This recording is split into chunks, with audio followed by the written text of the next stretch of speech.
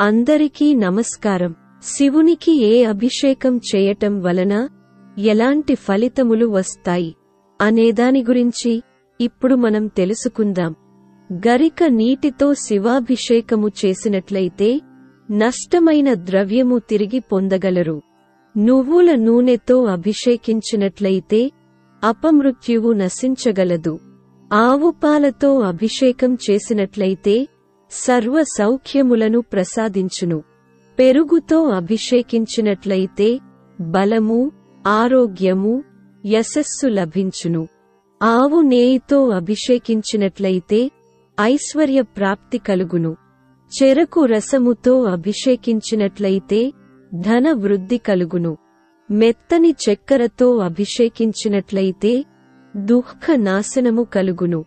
మారేడు, బిల్వదళ జలము చేత అభిషేకము చేసినట్లయితే భోగభాగ్యములు లభించును.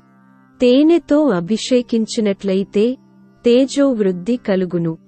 పుష్పోదకము చేత అభిషేకించినట్లయితే భూలాభము కలుగును.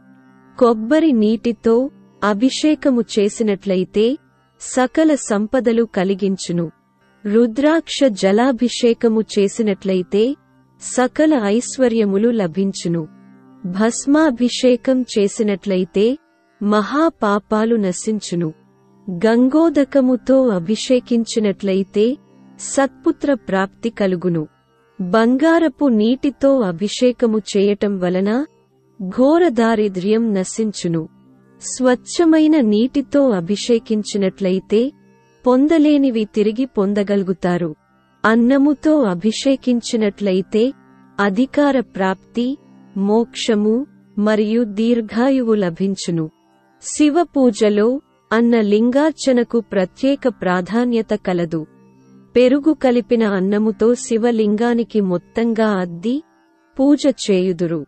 ఆ అద్దిన అన్నాన్ని అర్చనానంతరము ప్రసాదముగా పంచిపెట్టెదరు. చూడటానికి ఎంతో బాగుంటుంది.